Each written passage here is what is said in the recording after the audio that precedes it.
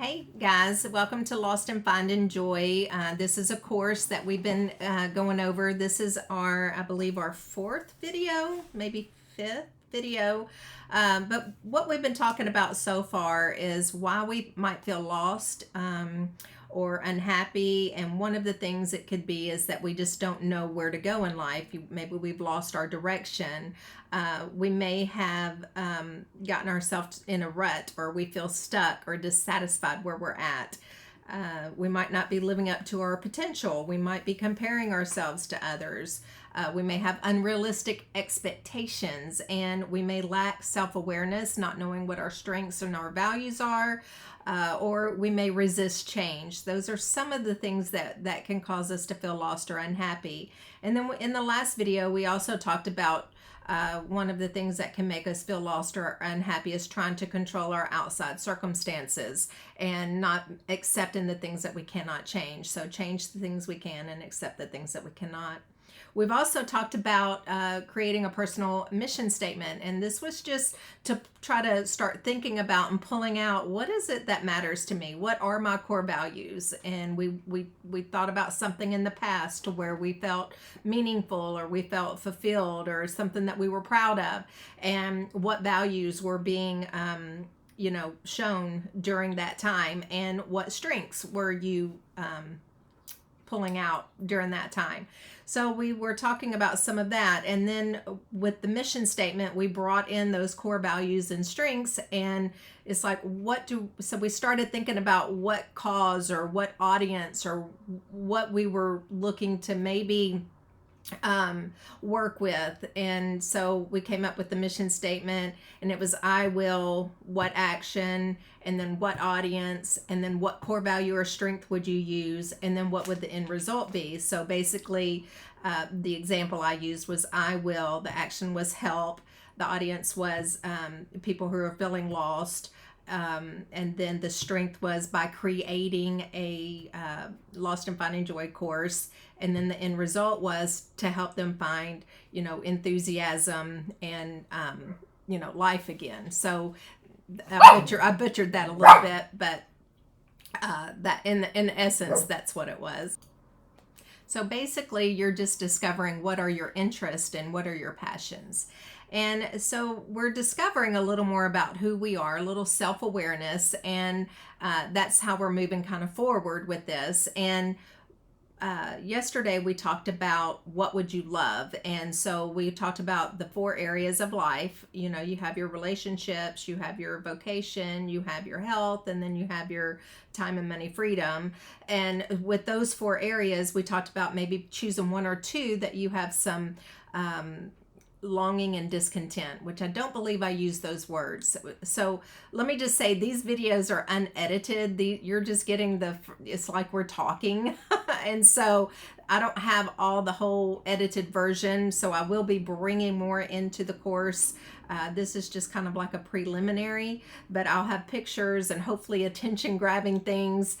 So people don't just have to look at my face when they're doing the course, but yeah, so whenever you are kind of discovering, what area is it that I would love to work on or set goals in, and you can call it, some people call it a vision, but you can call it a SMART goal, but you want to set goals because, like I said in the last video, if you're not living, you're dying.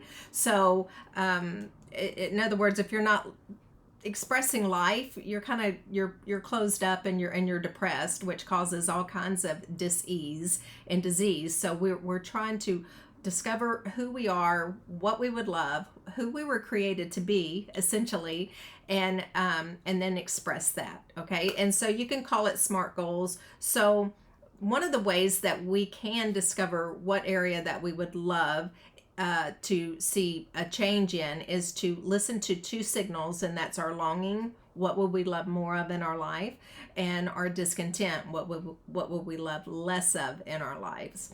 And so that's one of the ways that we can discover. I'll probably take the barking out whenever I'm editing these videos, but anyway, okay, so so we were setting goals, and so you could call them SMART goals, because remember I was saying we got to be as specific as we can. And so one of the examples that I used was I would love to spend more time with my grandchildren, and I believe I said children, but I was meaning my grandchildren and my children both. But so one of the things, the SMART goals that I came up with was I'm so happy and grateful now that I am spending more time with my grandchildren, at least 2 weekends out of the month. And we are going to the zoo and going to the park. And so I was being specific with how much time I was spending with them and what we were doing together, and kind of creating a picture. But basically, in a SMART goal, you're just being more specific and measurable. All right. And so it's so important to discover what are your interests and your passions, so that you can figure out, okay, what is it that I would love? And so a lot of people, whenever they first, start learning this, it never occurred to them that they should kind of pay attention or take inventory of what's going on in my life, so that I can give my life direction. But that is exactly what it's going to take in order to get you to living a life with more meaning and more fulfillment, and basically to fulfill the mission that you came here to fulfill in life in the first place. And so when we ask the question, what would I love? What that is saying is, what are your desires? And I point to my heart when I say that, because desire is Latin for desire of God. And so what we learn is, whenever we say, oh, well, it's kind of selfish to want something different. No, it's not selfish. It's the opposite of selfish. It's something within you that is trying to pull you out to, do the thing that our Heavenly Father would have us to do. And so that's what's so interesting about it. And that's why you feel joy whenever you're accomplishing certain things. Now, we want to be careful with how much we focus on the end result being exactly the way that you want it to be, because sometimes we are led in a certain direction based on the information that we have at the time, but sometimes we might take a detour and go a little bit to the right or a little bit to the left. And basically that is listening to our intuition and our guidance system that says, hey, this is great. And so you want to listen to those feelings. But if you have some discontent or longing, you might go a little bit to the left or a little bit to the right and change directions a little bit. And so the thing that is interesting and that hangs us up sometimes is because it's like, okay, is this trying to tell me to do something different in life? Am I meant to be doing something completely different than what I'm doing right now because I've got all this discontent?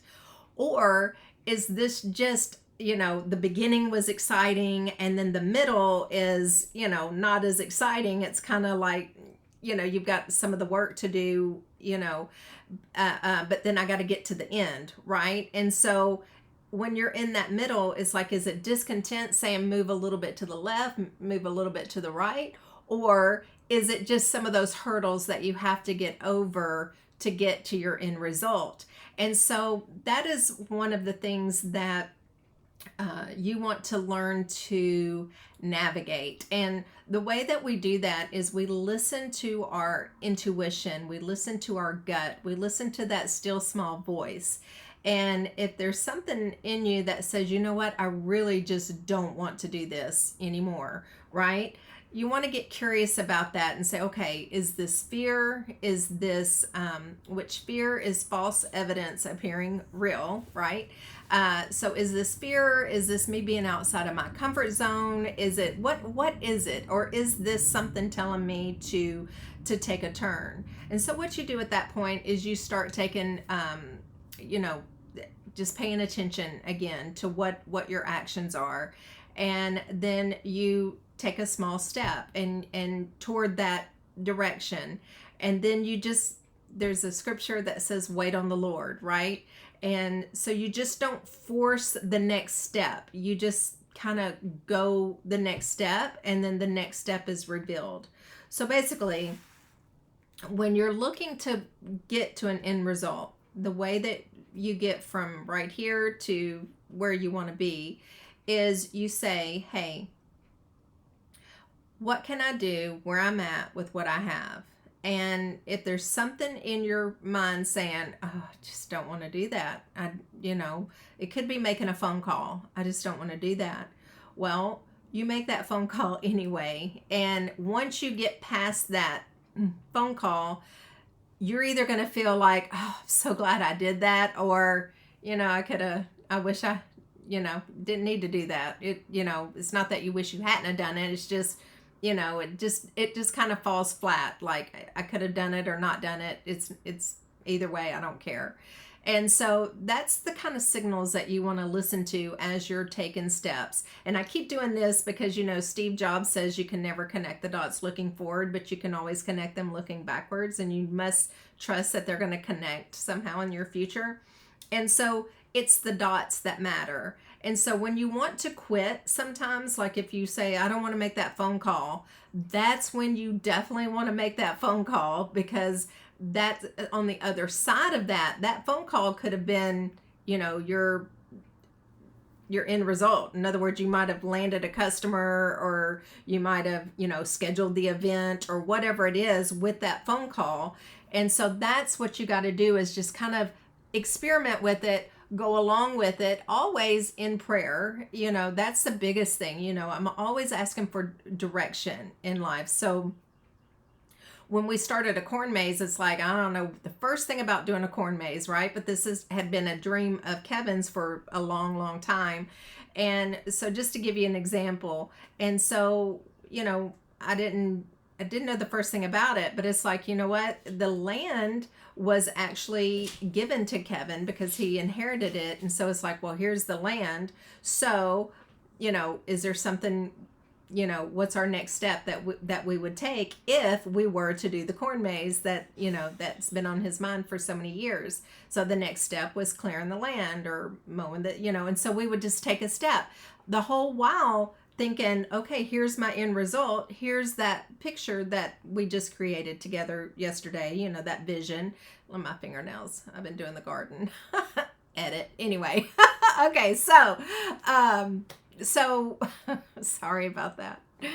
Oh my God.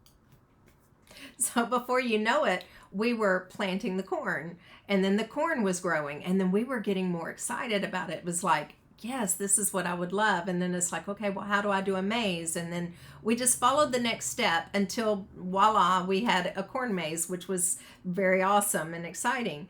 But you're always listening for signals, and you're taking a step in that direction. I mean, what else were we going to do, right? So that's kind of how you can listen to that. You want to listen to that intuition. You want to listen to that still small voice, but you want to take action. You want to take inspired action. You could talk about, like, if you wanted to do a real estate deal, take the action. Okay, well, maybe you want to take a course. Maybe you already know how to buy real estate. Maybe you already know how to find, the deals out there. So you take a step in finding the deal, whether it's, one of the things that we were taught was all of the properties that have been on the market for 100 days or more. You want to look at those properties and start studying those properties and making offers on those properties. So you get your list and you start making offers. You just take a step, and then before you know it, you'll get that phone call that says, hey, I want to counter this offer. And then before you know it, you got the deal that you've been looking for. You've helped that person to get out from under real estate that they could no longer afford, and then you've got the deal that you can now go and do your work and get it rehabbed and do your thing. So that's just a couple of examples. So let me wrap this up. So what did I talk about? I don't know. I rambled a lot, but we are talking about setting goals. We are talking about being specific or setting a vision, however you want to call it. And what is it that you would love? Well, you got to listen to those two signals, your longing and your discontent. And whenever you can figure out what is it you would love more of, or what is it you would love less of, then you can start saying, okay, and then what are your core values? You want to make sure that whatever it is, it aligns with your core values. And we're going to talk about that in the next video. We're going to test our dream. But right now we're still writing our dream, or we're still writing our SMART goals. So longing, discontent. What do I want more of? What do I want less of? What areas of my life do I have the most longing? What areas of my life do I have the most discontent? And what is it that I would love to see? And just choose something. And then the next thing is you're going to take small action steps. What can I do where I'm at with what I've got? And so you take a step. And we talked about some of the steps that I took. And then whenever you're there, it's like it's either going to give you more life or it's going to pull you back in. And then you want to get curious about that. You want to go ahead and take that next step because you want to make sure it's not just a paradigm or something holding you back, trying to, keep you status quo. You take that next step, and then if it falls flat, then you want to get curious. Maybe it's something that you want to make a little adjustment, going to the left or going to the right. I hope that makes sense. So hopefully you can, define more about what you would really love, and by listening to your longing and discontent. And then as you take action steps and listen to your gut, you'll know if you're on the right track. All right. We'll see you in the next video.